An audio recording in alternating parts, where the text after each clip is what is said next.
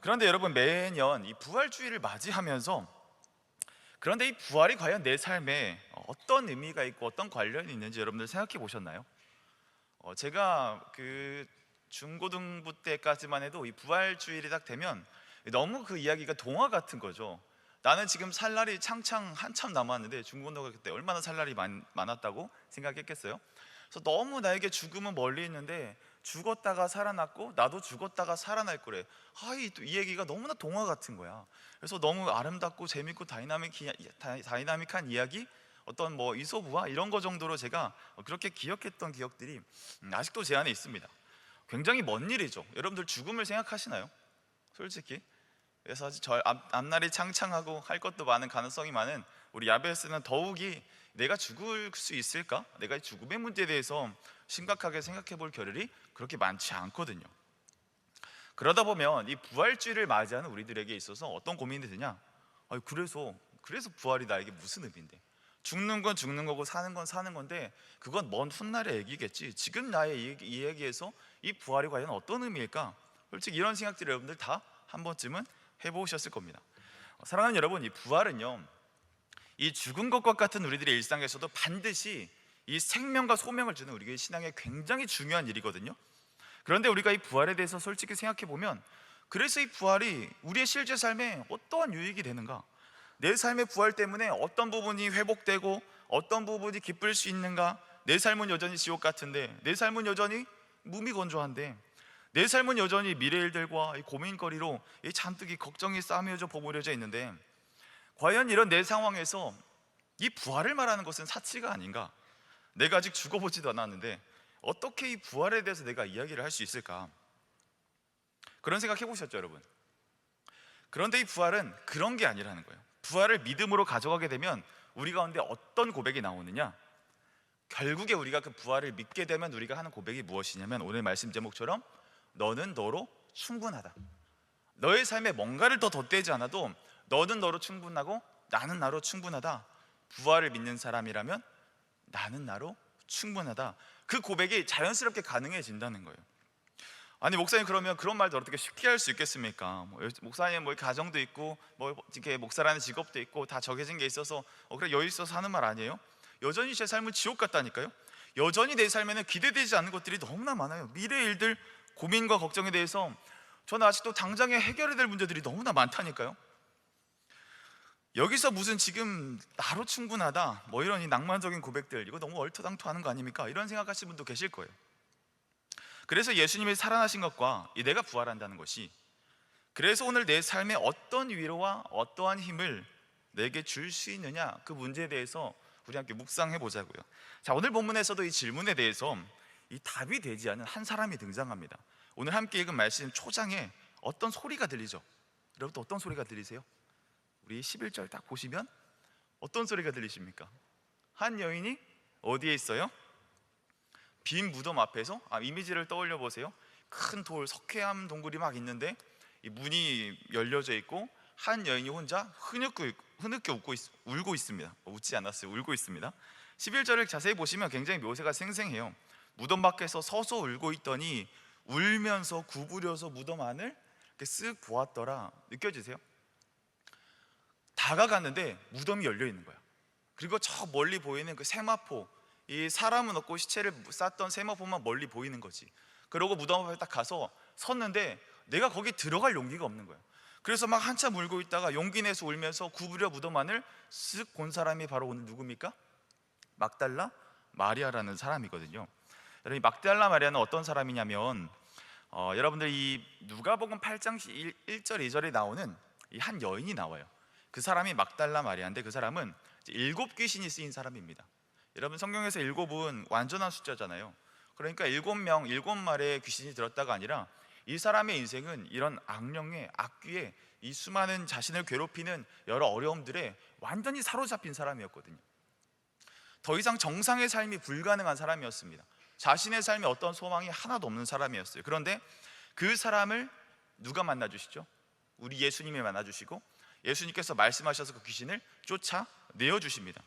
그래서 죽은 것과 같은 이 죽는 것보다 더한 삶을 살았던 이 막달라 마리아에게 예수님 오셔서 그의 삶을 비정상에서 완전한 정상으로 회복시켜 주셨죠. 이 여인은 원래 비정상적인 삶을 살고 있었거든요.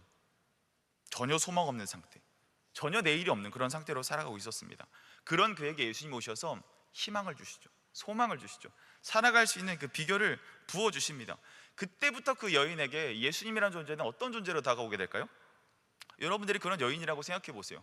내가 당장 내일의 삶에서 정상적인 삶을 살 수 없는데 오셔서 한순간에 고쳐주셨다. 내가 걷지 못했는데 오셔서 나를 걷게 해주셨다. 이것만으로도 굉장한데 7명에 사로잡혔던 사람이 완전한 자유함을 얻게 된 겁니다. 저는 이분을 평생 은인으로 모실 것 같아요. 그런데 오늘 말씀에서 내 삶을 건져주셨고 내 삶을 완전하게 새로운 삶으로 바꿔주셨던 그분이 어떻게 돼 있죠? 죽으셨죠. 죽으셨고 그 시체를 내가 찾으러 가서 예우를 다하러 갔는데 이제는 시체마저 없는 거예요. 내 평생의 은인이었던 그 예수 그리스도, 그분 한 분 바라봐서 내가 그 자리까지 용기 내서 갔는데 죽은 것도 서러운데 이제는 시체 자체도 찾을 수 없는 이런 너무나 절망적인 상황에 오늘 마리아가 놓여 있다고요.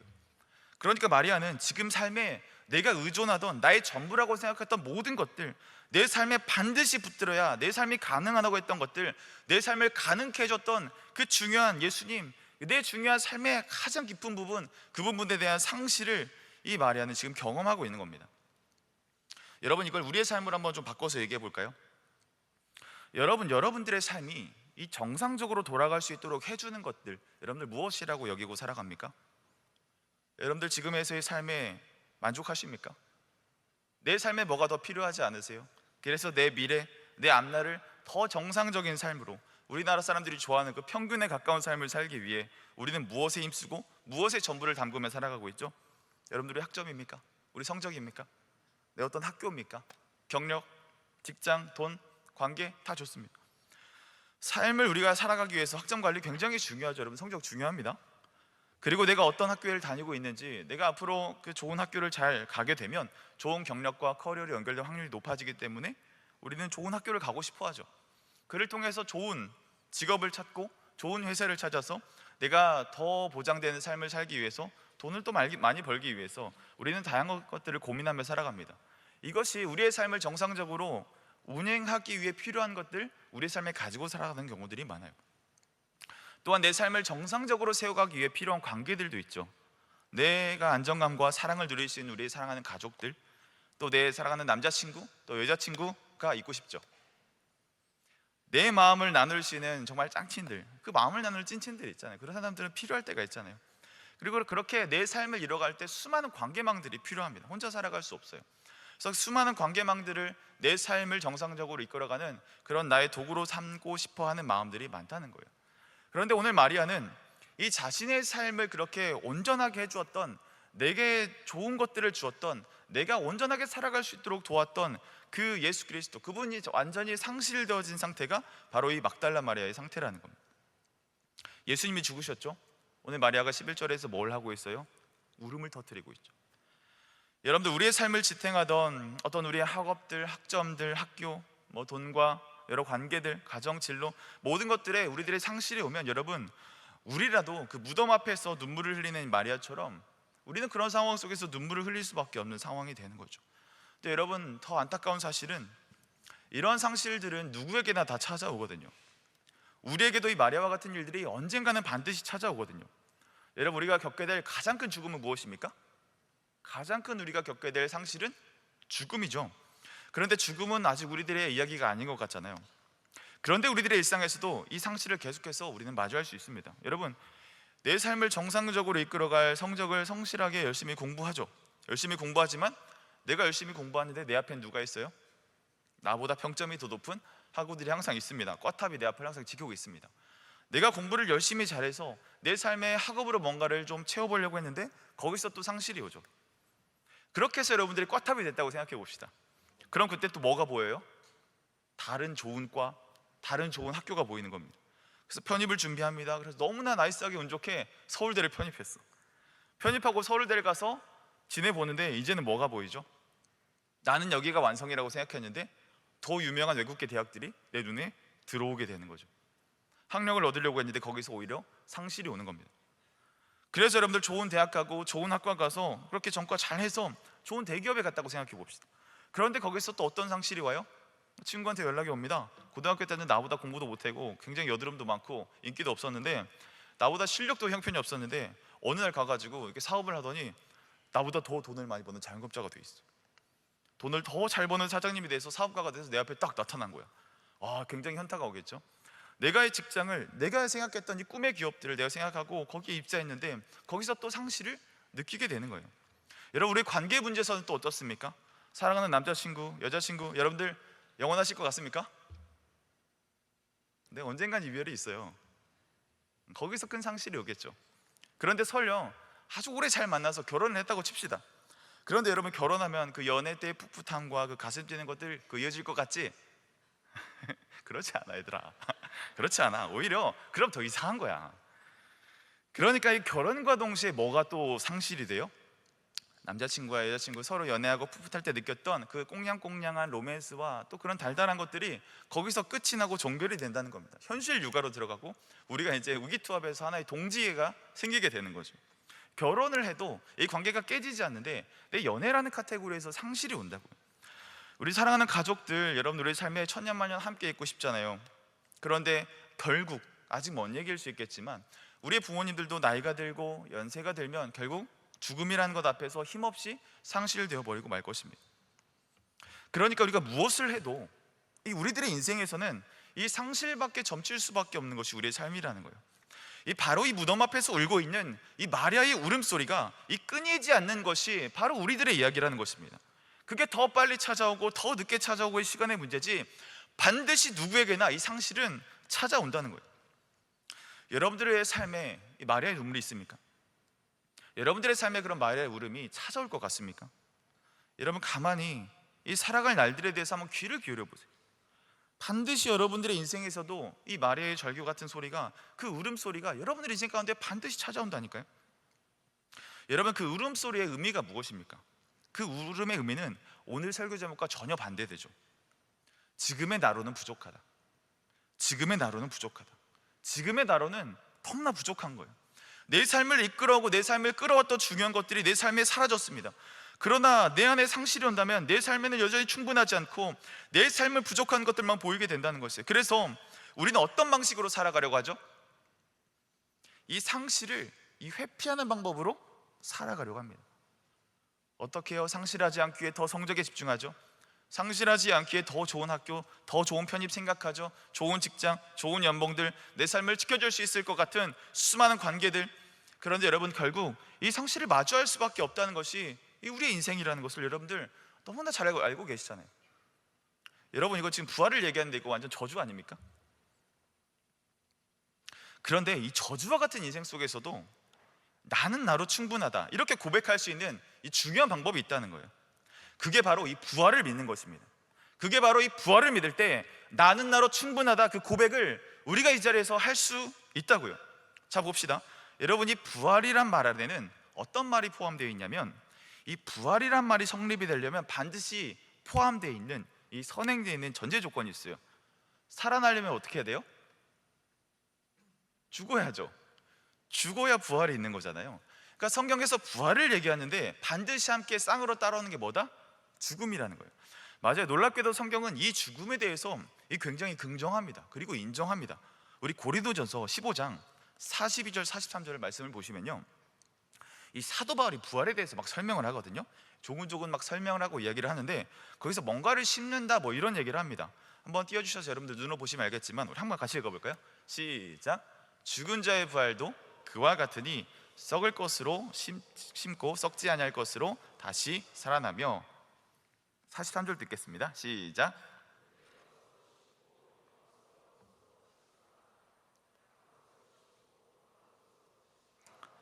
뭘 심는다고 해요?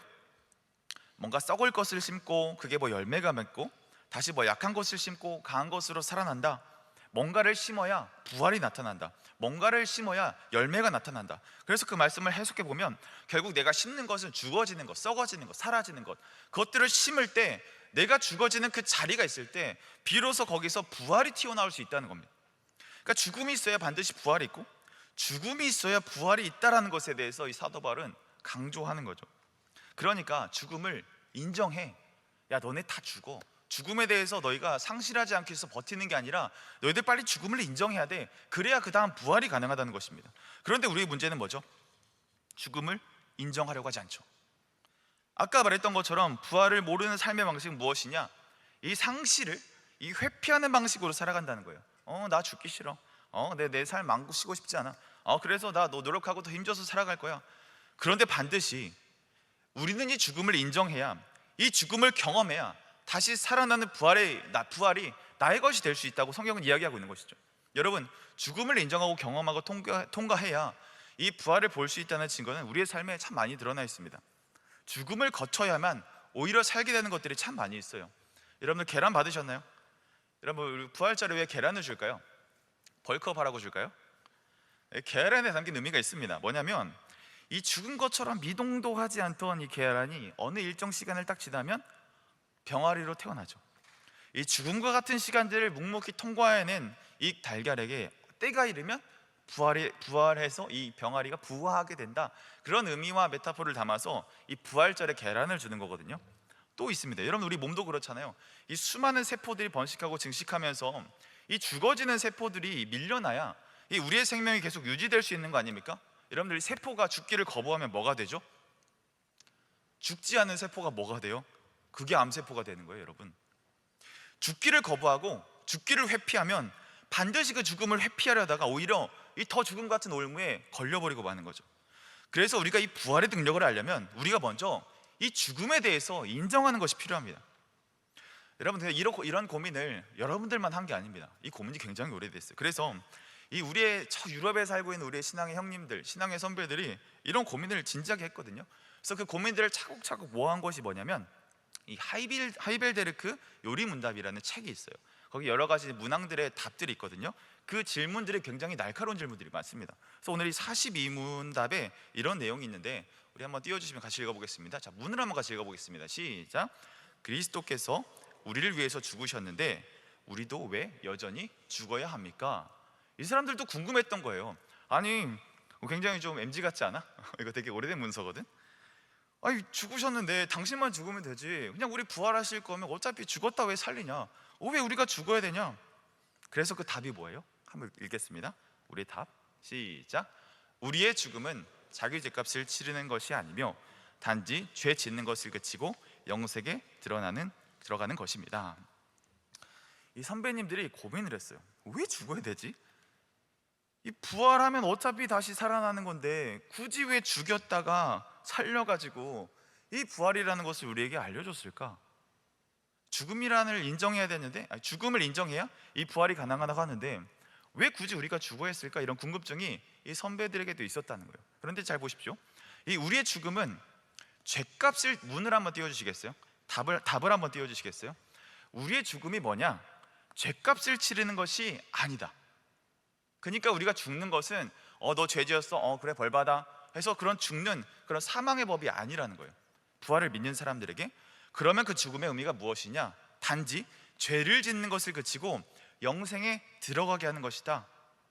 이게 무슨 말이냐면 그리스도께서 우리를 죽으셨다는 것을 믿는 사람, 그 사람들도 여전히 죽어야 되는 그 이유가 무엇이냐면 죄가 더 이상 형벌이 아니라 내가 그 죄를 짓는 것을 그치고 영생에 들어가기 위해서 반드시 뭐가 필요해요? 반드시 죽음이 필요하다는 거예요. 여러분, 우리가 살아가면서 연약한 육신의 몸을 입고 살아갈 때 여러분들 얼마나 많은 유혹을 받습니까? 또 우리 혈기왕성한 청년일 때 얼마나 더 많은 유혹을 받습니까? 그런데 우리의 몸이 죽을 때가 온다는 거예요. 우리의 몸이 죽고 새로운 몸을 입고 부활하게 된다면 더 이상 우리는 죄가 넘어뜨릴 수 없는, 죄가 우리를 잡아뜨릴 수 없는 이 완전 새로운 몸과 새로운 상태가 돼서 우리가 이 죄와 전혀 싸워 이길 수 있는, 죄와 승리 100%가 되는 이 온전한 새 육신, 새 몸을 우리 가운데 주님께서 약속하셨다는 거예요. 그것을 이뤄가는 스위칭, 그것을 이뤄가는 통과하는 그 터널이 뭐다?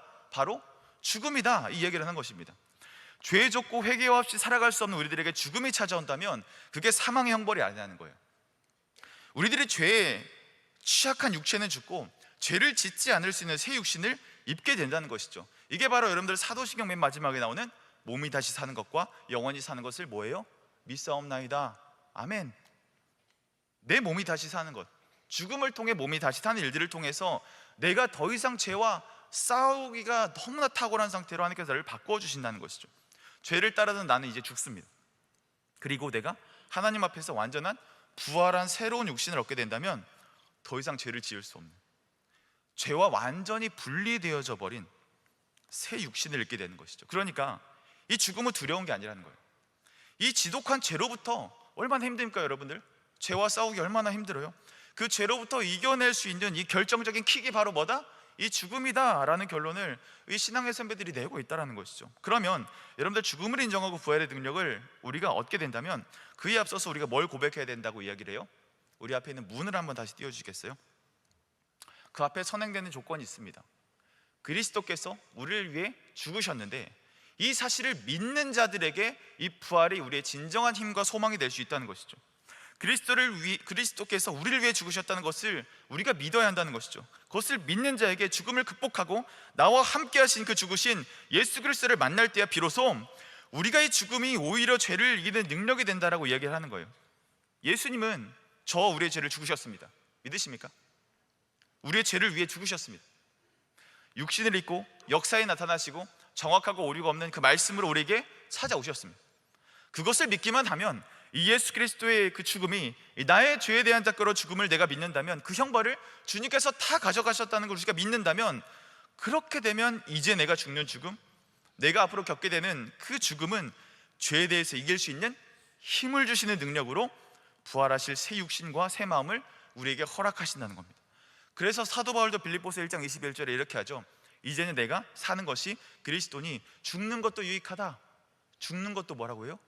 유익하다. 이게 무슨 말이죠? 내가 그리스도 안에서 완전한 죽어짐을 경험할 때, 내 육신이 실제로 죽어지는 그 일들을 경험할 때 내가 그리스도로 살아난 것을 내가 경험하게 된다. 내가 지금 죽지 않았지만 내 속사람이 그렇게 죽어지는 걸 볼 때 내가 살아날 수 있다. 내가 그것을 보면서 내 육신이 죽어도 장차 살아나 입게 될 새 육신을 입을 때 나에게 이 부활의 소망이 믿어진다면 나는 지금의 죽음이 전혀도 두렵지가 않다. 이 고백을 사도 바울이 하고 있는 거죠. 나는 더 이상 죄와 상관없는 그런 존재가 될 수 있습니다. 나는 그것을 믿습니다.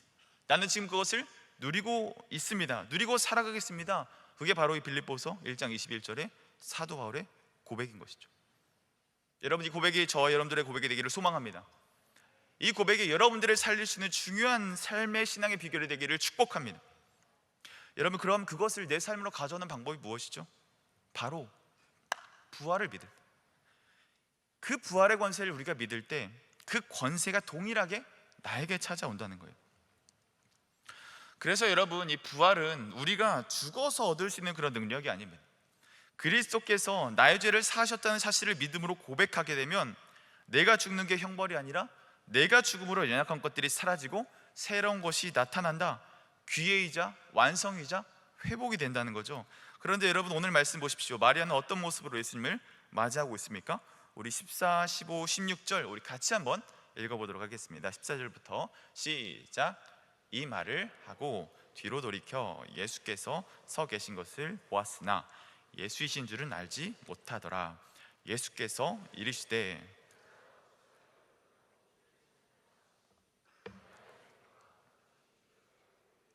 주여, 당신이 옮겼거든 어디 두었든지 내게 이르소서. 그리하면 내가 가져가리이다. 마리아야 하시거늘 마리아가 돌이켜 히브리 말로 라보니 하니 이는 선생님이라는 말이라. 아멘. 지금 마리아가 이 무덤 앞에서 울고 있었죠. 우리 첫 장면 그렇게 시작했죠. 그런데 천사들이 뾰로롱 나타납니다. 그래서 마리아에게 알려주죠. 야, 예수님이 없어. 예수님이 사라졌어. 그러고 나서 다음 구절을 보시면 누가 나타나요? 누가 나타납니까? 우리가 기다리고 있던 그 주인공, 누가 나타나죠? 지저스 크라이스트, 예수님이 나타나십니다. 갑자기 나타나셔가지고 마리아 뒤에 떡 나타난 거예요. 근데 구절을 보세요. 마리아가 예수님을 알아봤나요? 알아보지 못하나요? 알아보지 못했습니다. 그러고 나서 횡설수성 이 슬픔에 져서 뭐라고 말하는데, 뭐라고 얘기하냐? 그 당신이 동산을 지키는 동산직입니까? 내가 정말 내 전부였던 예수님이 이제 사라졌어요. 상실됐어요. 이 예수님의 시체를 혹시 당신이 치웠다면 그 자리를 알려주세요. 내가 직접 가서 그 시체를 갖다 놓을 테니까 제발 나에게 그 시체 어디 있는지 알려주시면 안 돼요? 그러자 16절에 예수님께서 마리아라 마리아라 부르시니까 그제야 정신이 드는 거죠. 자, 여러분 여기서 어떤 모습이 보입니까? 우리에게 오셔서 부활하신 예수님이 여러분들 우리 가운데 계십니다. 믿으시죠? 내 인생을 정상적으로 살게 해주셨던 그 이전의 예수님, 그 시체만 바라보는 사람은 바로 이 마리아였다는 거예요. 부활하신 예수님이 우리 앞에 계시는데, 그런데도 마리아는 여전히 뭘 찾아요? 예수님의 시체. 그거 붙들며 살아가겠다고 그 시체 찾고 있는 그 마리아의 모습 여러분들 보이지 않으십니까? 실제로 살아나셔서 우리 앞에 살아나신 예수님이 나의 눈앞에 면전에 있는데도 마리아는 여전히 그 시체 찾기에 갑갑한 모습으로 살아가고 있다는 것입니다. 여러분, 이거 우리들의 모습 아닙니까? 오늘 부활주일이죠. 예수님이 우리에게 부활하셨죠. 여러분, 우리에게 살아나셔서 내가 짊어야 할 수많은 이 죄악들, 그리고 내가 수고해야 얻어낼 수 있는 수많은 일들, 내가 나를 증명해야 되는 일들, 수많은 관계 안에서 내 기쁨과 감정과 이거 모두 주시기 위해서 완전한 것들 우리에게 주기 위해서 예수님 우리를 위해서 부활하신 것 아닙니까? 내가 말했던 소망이 진짜라고, 내가 이야기했던 이 진리가 진짜라고 증명하기 위해서 이 부활하신 거 아닙니까? 그런데 오늘 우리는 무엇을 찾고 있어요? 주님, 제발 내 시체, 그 시체 어딘지 저에게 알려주세요. 내가 내 전부라 생각했던 그 시체, 주님 다시 찾아주세요. 나 그거 없으면 안 됩니다. 내 성적, 내 편입, 내 직장, 내 사랑하는 사람들, 남자친구, 여자친구, 이거 다시 제발 찾아주세요. 그거 찾고 다니는 우리에게 예수님 나타나셔서 16절 말씀처럼 뭐라고 부르세요? 마리아야, 영광아, 여러분들의 이름을 주님 부르고 계시는 겁니다. 그러고 말씀하시죠. 야 마리아야, 나 지금 살아났어. 내가 지금 살아나서 이제는 더 이상 네가 그 의존했던 상실의 문제로 아파하던 것들, 이제 내가 그 이상의 것들을 내가 보여줄게. 네가 그동안 의존하던 나는 죽었어. 이제 나는 새로운 존재가 되었어. 이제 내가 나타났으니 너 예전에 찾던 것 그거 아니야. 부활한 나 믿을 때, 부활한 나 바라볼 때, 너의 상실이 많았던 인생에서 새롭게 살아나는 그 일들 너에게 내가 보여주러 내가 이 자리에 나타났어. 사랑하는 여러분, 여러분도 여전히 마리아처럼 무덤가에서 그 시체를 찾으면서 살아가고 있지 않으신가요? 시험 기간이죠.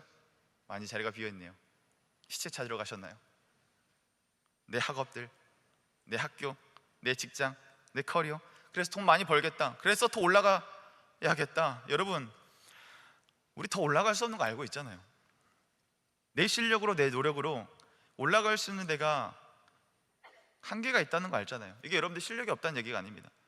우리는 우리의 부족한 체력 앞에서, 우리의 제한된 이 백세알이라는 인생 안에서, 우리의 부족한 실력의 유한함 앞에서, 우리가 늙고 병드는 문제 앞에서, 우리가 각자마다 책임져야 될 수많은 삶의 영역에서 그러한 무게 때문에 우리는 남들처럼 끝까지 다 그 끝에 정상에 도달할 수 없다는 거 여러분들 알고 계시잖아요.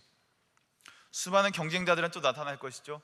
수많은 비교군들은 또 결국 여러분들을 환영해 주고 계실 겁니다. 내 능력의 부족, 내 시간의 유한함, 그것들로 결국 내가 찾을 수 없다는 걸 여러분들 너무나 잘 알고 계시잖아요. 우리에게는 이미 상실이 약속되어 있다니까요. 우리는 그 상실로부터 절대로 벗어날 수 없는 그런 존재라니까요. 그런데 여러분, 여기서 우리가 이 죽음을 인정하지 않으면 어떻게 되는 거예요? 마리아가 지금 상실의 상황을, 현실을 부정하는 것처럼 이 상황에서 우리가 이 죽음을 인정하지 않는다면 여러분, 계속해서 우리는 상실만 바라보며 사는 그 삶을 살아가게 될 것입니다. 이것이 내 인생을 구하지 못한다, 이것이 내 인생을 살릴 수 없다, 이거 인정하지 않으면, 내 안에 내 죽음을 인정하지 않으면, 그럼 여러분 어떻게 돼요? 상실을 쫓아 살아가는 그 삶은 여러분, 제가 장담하건대 죽음보다 못한 삶을 살아가게 될 것입니다. 우리의 삶에 조금 더 적용해 볼까요? 그런데 여기서 여러분들이 이 죽음을 인정하면 어떻게 될까요?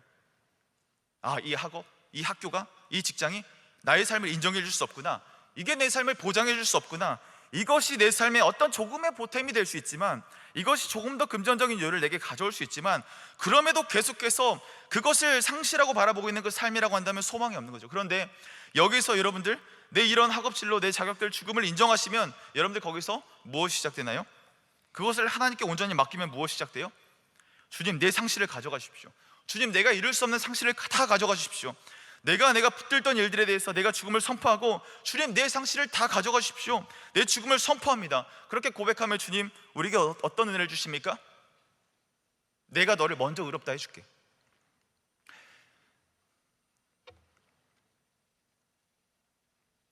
내가 자격이 없더라도 너를 온전하다 해줄게. 내가 너를 왜 십자가를 왜 졌는지 아냐? 너네 할 수 없는 거 내가 다 하려고 십자가 진 거야. 내가 다 이뤘어. 그러니까 너는 이미 충분해. 너는 완전해. 너는 이미 의로운 존재가 됐어. 네 자격, 네 어떠한 일들, 네 연봉, 네 커리어, 네 경력, 그것도 부족할 수 있지, 어려울 수 있지. 그렇지만 그 상황에서도 내가 너를 의롭다라고 해줄게. 너 괜찮다고 내가 해줄게. 나 이 세상을 지은 창조주야. 나 이 온 우주를 지은 하나님이야. 내가 너 괜찮다고 해주면 되는 거 아니야? 이미 너는 내 품 안에 안전한 존재야. 내 죽음이 선포되는 그 자리에 이 부활의 메시지가 선포되기를 소망합니다. 여러분, 또 관계에서 문제를 살펴볼까요? 내 사랑하는 사람, 가족, 인연, 연인들, 이 관계 잘 안 되면 힘들 것 같죠? 오해가 생기죠. 이별이 생기죠. 죽음 앞에서 이 모든 관계는 상실을 마주할 수밖에 없습니다. 제가 하민이가 태어나고 종종 꾸는 꿈이 뭔지 아십니까? 행복한 꿈이 아니에요. 하민이가 사라지는 꿈을 꾸고요, 죽는 꿈을 꿉니다. 얼마 전 아내랑 이렇게 카톡을 하다가 제가 그런 얘기를 했어요. 최근에 아내에게 이런 카톡을 했는데 여보가 죽는 꿈을 꿨습니다. 그래서 여보가 죽는 꿈을 꿔서, 그래서 내가 하민이를 키우려고 내가 어떻게 되나 막 고민하던, 막 서류 떼던 막 그런 꿈을 내가 꿨어. 뭐예요, 여러분들? 너무 사랑하면 상실이 두려운 거죠. 너무 사랑하고 이 관계가 전부다, 내가 버릴 수 없다, 내 목숨보다 귀하다. 귀할수록 여러분들 상실이 두려운 건 우리 인간에게 놓여진 숙명과 같은 일입니다. 그런데 우리가 여기서 상실이 있다, 죽음이 있다, 여러분들 이걸 인정하지 않게 되면요, 우리는 계속해서 이 관계를 이어가기 위해 새로운 관계들을 찾고요, 수많은 감정들을 쏟고요, 수많은 돈을 쓰고요, 선물을 갖다 바쳐도, 그런데 결국 상실은 찾아오겠죠. 그 관계가 영원히 유지된다 할지라도 결국 건강과 수명이란 문제 앞에서 우리는 영원한 이별을 경험할 수밖에 없겠죠. 그런데 여기서 우리가 이 관계의 상실을 인정하게 되면요, 주님이 이 관계의 상실에 있음을 내가 압니다. 주님, 이 상실을 다 가져가 주십시오. 내 마음속에 사람으로 채울 수 없는 이 관계 아픔들 주님 믿습니다. 이 상식들 내가 인정하고 여기에 묻겠습니다. 그 상실 내가 여기서 죽음을 선포하겠습니다. 그럼 주님 무엇을 주십니까? 우리를 사람이 줄 수 없는 그 영원한 사귐으로 주님 초대하시는 거예요. 사랑을 만드신 그분의 진짜 사랑을 부어주시는 겁니다. 내가 너와 영원히 함께하리라. 내가 너와 영원히 함께 먹고 마시겠다. 내가 너의 친구가 되고 내가 너의 아버지가 되어주겠다. 내가 널 절대로 버리지 않는다. 내가 너를 사랑한다. 그 고백이 될 수 있는 거예요. 내가 관계 안에서 상실을 인정하고 내가 죽어지고 내가 거기서 것들 다 포기하고 죽음을 선포했더니, 그리고 그 죽음을 그리스도께 맡겼더니 그 그리스도 때문에 내가 얻게 된 영원한 사랑, 영원한 친밀감, 영원히 의롭다 칭해 주신, 내 자격을 묻지 않으시고 먼저 의롭다라고 여겨주신 그 주님의 칭의, 그게 우리께 될 수 있는 거예요. 그렇기 때문에 우리 인생 가운데 부활을 믿는다라고 선포하게 되면, 부활을 믿게 되면 여러분 인생 가운데 어떤 일이 일어나요? 이제는 상실이 두렵지 않죠. 내가 잃을 걸 두려워하지 않게 됩니다. 내가 버려질 걸 더 이상 두려워하지 않게 돼요. 왜냐하면 부활 안에서 나는 나로 충분하니까. 나는 나로 충분하니까. 더 채우지 않아도 죽음이 왔을 때 나를 온전하게 회복시키실 그 주님 내가 믿기 때문에, 수많은 상실 속에서 날 부활하게 하실 것을 믿기 때문에, 그게 죽어서 살아나는 부활도 당연하겠지만 내 마음속에 있는 상실의 문제 앞에서 내 내면의 부활을 매일 약속하실 것이기 때문에, 그 내가 죽음을 인정하고 내가 주님밖에 없습니다, 내 자아가 죽어지는 그 자리에서 다시 완전한 생명을 주실 것을 알기에, 주님 나는 주로 충분합니다, 주님 나는 나로 충분합니다, 그 고백을 우리가 할 수 있게 되는 거죠. 이번 주 저에게 있었던 일을 이야기하고 말씀을 좀 마무리하려고 하는데요. 여러분, 제가 이번 주에 좀 죽음과 같은 그런 일들을 좀 경험을 했었거든요. 이 지난주 주일까지 굉장히 몰아치는 폭풍의 일정이 있었습니다. 그래서 배영 목사님과 스파링장에 올라간 권투 선수처럼 복싱을 하듯이 피도 안 말랐는데 올라가는 것 같은 느낌으로 계속 이제 일정을 소화해내다가 휘몰아치는 일정 때문에 그랬는지 저도 좀 예민하고 피곤해지더라고요. 그래서 이제 주일에 사역을 다 마치고 막 임팩트 막 팀장 모임도 하고 막 바빴지 않았습니까? 막 다 쏟고 집에 들어가서 이제 자려고 하는데 제 마음에 좀 원래 그러지 않은데 좀 부정적인 생각들, 뭔가 좀 이렇게 비교하는 생각들, 열등감 이런 마음이 제 안에 막 스물스물 올라오더라고요. 그래서 어이 하고 샤워를 하고 자려고 누웠는데 이제 막 자꾸 그런 생각들이 나는 거예요. 제가 했던 말들, 제가 했던 사역들, 제가 뭐 숫자로 표현되는 사역의 많은 일들, 이런 것들을 쭉 제가 보게 되면서 그렇지 않아요? 그 가격 비교하는 쇼핑몰처럼 이 차트가 쭉 떠오르는 것 같으면서 제 이제 어떤 것들을 계속해서 저 스스로 비교를 계속하게 되는 거죠. 계속해서 점수가 매겨지는 것 같고 비교되는 것 같은 모습 속에서 이 비교와 열등감이 제 마음을 확 사로잡더라고요. 그래서 내가 피곤해서 그렇겠구나, 그런 생각을 하고 좀 잠이 들려고 했습니다. 다음 날도 또 그런 거예요. 다음 날도 월요일 쉬는 날 아닙니까? 그래서 내가 잠이 모자라구나 싶어서 잠을 그냥 푹 잤습니다. 아주 오랜만에 잠을 푹 잤습니다. 그런데 그 부분이 전혀 가시지 않는 거예요. 여러분, 제가 하나님을 만난 중요한 이 복음의 핵심은 칭의거든요. 오늘 설교처럼 내가 무엇을 하기 전에 이미 나를 의롭다 불러주신 그 칭의가 저에게 굉장히 사무치는 복음이거든요. 그런데 그 부분이 흔들리는 거예요. 비교와 열등감이라는 이름 앞에서 그것들이 흔들리기 시작하는 겁니다. 그리고 이제 월요일 날 그 마음을 다시 털어지지 않아서 다음 날 또 지난주 뭐였습니까? 우리 행복한 고난주간 아니었습니까? 다음 날 또 새벽에 빨리 가야 되는데 그래서 이제 잠을 자고 또 일어나는 거죠. 근데 새벽에 일어날 때마다 어떤 증상이 생겼냐면 이게 여러분들 그 심박수가 막 올라가는 거예요. 잠이 깨고 베개를 딱 돌리고 깨려고 딱 하는데 갑자기 내가 다시 일어나야 되는구나. 그러면서 갑자기 심박수가 막 뛰면서 이 귀된 베개에 그 심장 소리가 쿵쾅 쿵쾅 들리기 시작하는 거예요. 저는 그때 깨달았어요. 이 공황이 오면 이런 느낌인가? 이런 생각이 들더라고요. 혹시 제가 함부로 생각했다면 죄송합니다. 그러니까 저에게 좀 그런 비교의 열등이, 그러니까 제 복음이 흔들렸던 거죠. 그 시간들을 보내면서 그런 생각이 들었어요. 내 안에 이 말씀을 다루는 이 사역자로 살아간다 하면서도 내 안에 이 복음이 흔들리는 모습들이 있는 게 제 안에 너무나 부끄러운 거죠. 근데 화요일날 어떤 말씀이었습니까? 이 십자가를 대적하는 자가 우리였다. 그 너무나 그 놀라운 무서운 말씀 아니었습니까? 근데 제가 그 말씀을 가만히 듣는데 제가 너무 부끄러운 거예요. 그 비교의 늪에 빠져서 자신을 정죄하던 모습들, 그렇게밖에 나를 보지 못했던 모습들, 이거 다 내가 주인 되려고 이 마음에 들지 않는 이 높은 기준들 내가 다 만들어가지고 내가 정말 십자가만 있으면 됩니다, 그 고백 사라지고 내가 정말 십자가 정면 앞에서 십자가 앞에 돌팔매질하고 있던 그 대적하는 괴수가 그게 나였구나, 이 생각이 들더라고요. 주님이 나를 위해 모든 험을 다 뒤집어 쓰고 감당해 주셨는데 그 십자가 앞에서 여전히 나는 내 자신의 어떠함을 비교하고 나는 내 자신의 어떠함에 만족하지 못해서 이 내가 뭐라고 나를 아파하고 내가 뭐라고 내가 불안해하고 내가 뭐라고 나를 동정하는 그 모습, 이 모습이야말로 정말 십자가 앞에서 이 정면으로 대적하는 이 죄인 중에 괴수와 같은 모습이구나.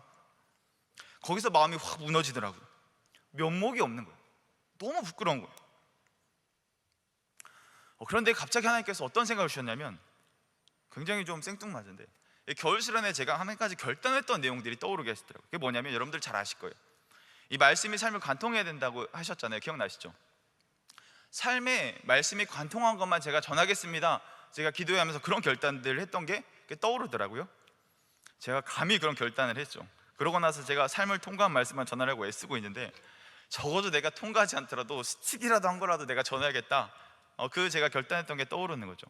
그러면서 이번 주 주일 부활 설교를 해야 되는데 사실 저는 죽음이 이렇게 와닿지 않더라고요. 저도 젊다면 젊은 나이잖아요. 죽음에 대해서 저는 가늠해 볼 수 없잖아요. 그런데 제가 이 주일 저녁 월화를 지내면서 무엇을 경험했냐면 이 제 복음이 흔들리는 경험, 내가 하나님 만났던 자리가 흔들리는 경험, 이 목회자로서의 정체성, 이 복음 앞에 서 있는 내 모습, 너무 부끄러운 거죠.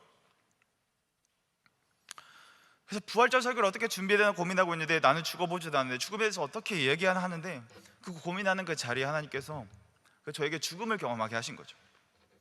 내 복음이 무너지고 내 십자가 앞에서 죽지 않으면 살아갈 수 없다는 사람이라는 것을 다시 발견하게 하셨죠. 저는 그 자리에서 제 죽음을 인정했습니다. 내가 더 이상 그거로 살아가지 않기로 결단했습니다. 그랬더니 저에게 남는 게 무엇인지 아세요? 수요일부터 마음이 확 풀리기 시작하는, 이 말씀 앞에 정말 정직하게 서 있는 제 모습이 보이더라고요.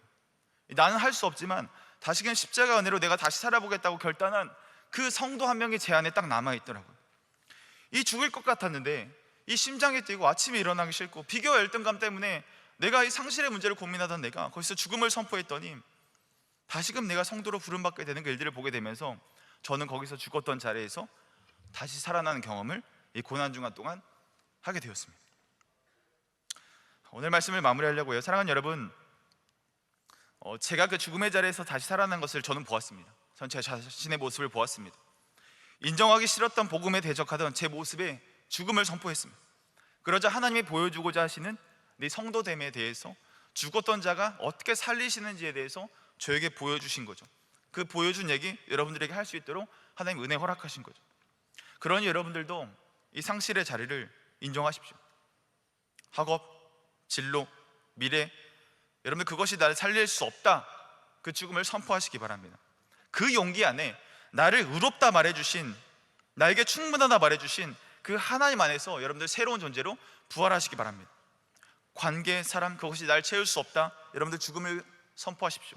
그 메시지 앞에 죽음을 선포하십시오. 그 결단 안에서 나의 완전한 사랑 주시고 아버지 되어주시는 주님 안에서 내가 살아날 수 있다, 내가 살아났다, 그 부활 경험하시기 바랍니다. 여러분, 부활의 능력 안에서 여러분들은 충분합니다. 왜냐하면 내 삶의 죽음과 같은 자리는 실패로 끝나는 종결이 아니라 그 자리에서 오히려 내가 죽음을 인정할 때 하나님의 손에서 완성이 시작되어지는 그 시작점이 여러분들 가운데 시작될 것이기 때문입니다. 여러분, 그게 부활의 능력입니다. 부활을 살아가십시오. 부활의 능력의 증인이 되시기 바랍니다. 우리 이런 결단을 담아서 함께 일어나서 찬양하고 기도할까요?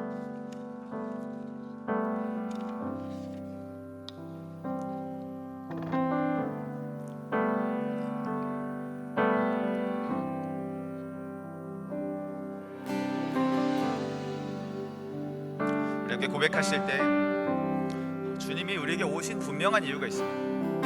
그 이유에 대해서 마음껏 반응하시고 그렇게 나를 살리실 주님을 간절히 기대하시면서 우리 함께 찬양의 자리로 나가겠습니다. 이 세상 가장 아름다운 순종의 눈물, 온 세상 다시 빛나게 한 생명의 눈물. 그가 이 땅에 오신 이유, 그가 이 땅에 오신 이유, 죽어야 살게 되고 저야만 승리하는, 저야만 승리하는 놀랍고 영원한 신비, 지으신 그대로 외모시니 우리의 창조주 그리스도 십자가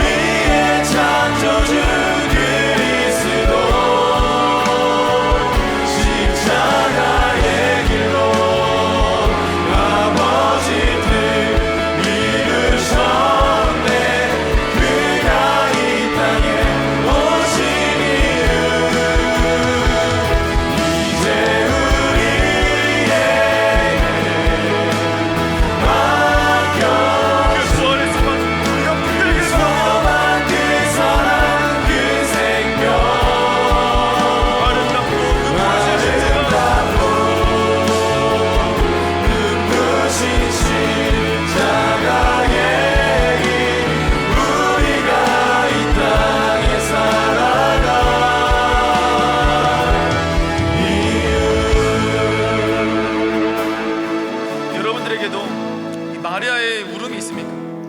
상실해서 상실할 것 같아서.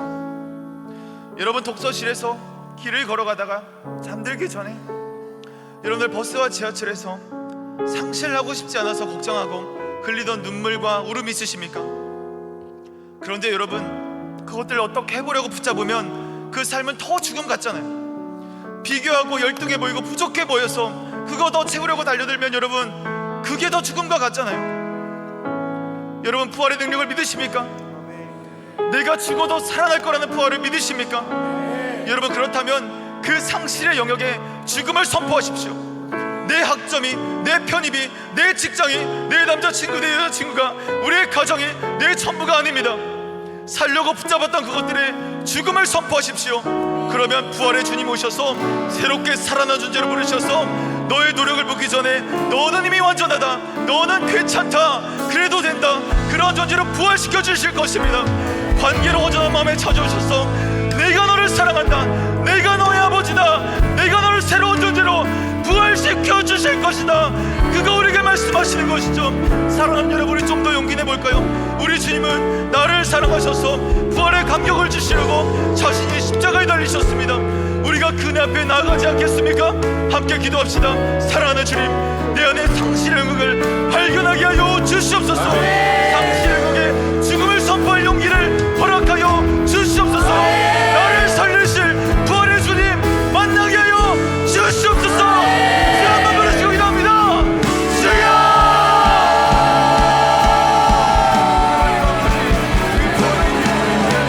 주님, 우리에게 사망의 원수가 들어주시니 하나님, 우리에게 상실의 원수가 우리에게 들어주시니 우리가 무엇을 할지 어려운지 할지라도, 우리가 무엇을 못 지는다 할지라도, 우리 삶에 무엇을 더 더한다 할지라도, 하나님, 우리 인생에 상실밖에 없어서, 우리 안에 적인 것들이 없어서 우리 인생이 사망으로 가는 못 잡아버리고, 우리는 그렇게 살아온다. 우리가 널 곁으로 고백합니다. 우리가 우리 인생의 무덤가 앞에서, 우리가 이 인생의 무덤가 앞에서 울고 부르짖는다. 마리아와 같은 당신의 마음을 주님, 우리가 어떻게 생각합니까? 주님, 내 인생 가운데 찾아와 주십시오. 주님, 내 인생 가운데 찾아와 주십시오. 주님, 내 인생 가운데 찾아와 주십시오. 내 삶은 지금 살아도 지금보다 더한 삶입니다. 내 삶은 지금 살아있지만 비교와 열등 속에서, 일에 대한 불안함 속에서, 관계에 대한 부재 속에서 여전히 주님, 나는 내 삶이 지금보다 못한 삶을 살아가고 있습니다.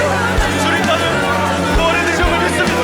나는 주님 부활하신 주님의 능력을 내가 믿습니다. 내가 죽어도 살아날 거라 이 부활의 능력을 나는 믿습니다. 그렇게 주님, 나의 상실의 영역에 죽음을 선포하게 하여 주시옵소서. 내 학점이, 내 편입이, 내 직장이, 내 수많은 관계가 나를 살릴 수 없다는 것을 믿음으로 고백하게 하여 주십시오. 살려고 붙잡았는데, 내가 더 잘해보려고 붙잡았는데, 내가 살아나려고 붙잡았는데, 내가 보내려고 붙잡았는데, 우리 부러워서 지할 수 있도록 나에게 용기를 허락하십시오. 어디를 내려놓게 할 수 있도록 나에게 용기를 허락하십시오. 그리하여서 내 모든 것들 주님께 부탁하고 주님께 맡겨드릴 때, 주님께 올려드릴 때, 주님께 온전히 맡겨드릴 때, 하나님, 나에게 말씀하시길 너는 이미 괜찮다, 너는 이미 괜찮다, 그래도 괜찮다, 너는 충분하다, 이런 주님의 말씀을 듣게 하여 주옵소서. 너는 충분히 이롭다, 너는 충분히 괜찮은 것이다, 그 주님 마음 알게 하여 주시옵소서. 하나님, 관계로 어떤 마음 있습니까? 내 관계에 모든 수고를 주님 앞에 내려놓습니다. 내 속상한 것들 주님 앞에 내려놓습니다. 주님, 너를 사랑한다, 내가 너의 아버지다, 새로운 삶길, 새로운 존재, 원래 그 사랑을 나에게 행복시켜 주시옵소서. 주님, 우리가 내 누구가 남게 하시며 상실을 가운데서 주님과 일어나게 하여 주시옵소서.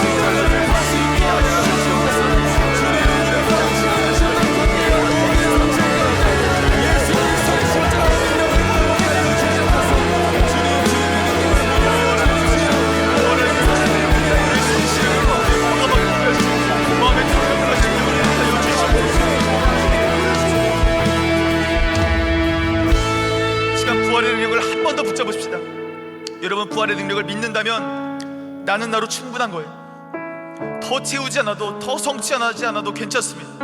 왜냐하면 나의 삶의 상실의 자리는 실패로 끝나는 종결이 아니라 하나님의 손에서 완성으로 이어지는 시작이기 때문입니다. 아멘. 여러분, 그것이 곧 부활의 능력입니다. 부활을 믿는 자는 지금의 불완전함 속에서도 하나님 앞에 이미 충분한 존재로 살아갈 수 있게 되는 것입니다. 아멘. 그래서 주님은 나를 통해 이 부활의 능력을 전하라 부르셨음을 우리가 기억하여야 합니다.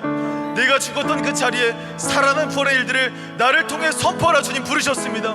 그래서 우리를 그 네가 죽어지는 자리, 내가 포기했던 자리, 내가 살아났던 그 자리에서 사명자로 부르셨음을 발견하게 하여 주시옵소서. 함께 기도합시다. 사랑하는 주님, 내가 아직 모자라고 부족하지만 그런 나를 사용하여 주시옵소서. 부족한 나를 통해 부활의 증인이 되게 하여 주시옵소서. 부활의 능력을 통해 사람 살리는 내가 되게 하여 주시옵소서. 주여 한번 부르시고 기도하겠습니다.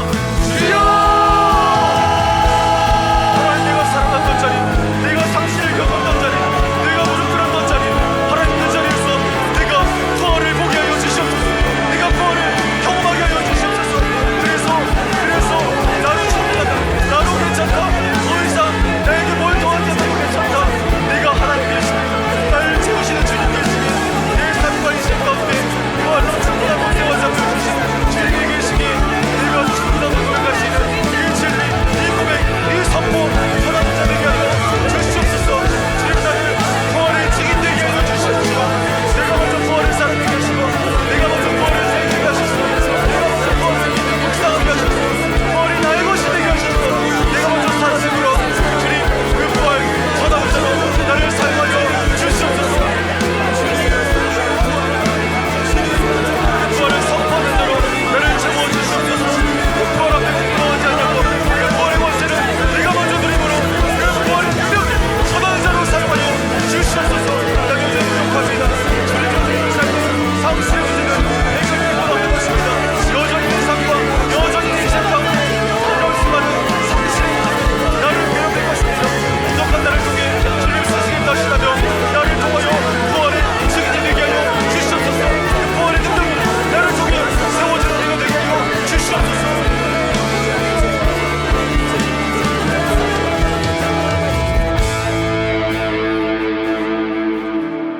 사랑하는 주님,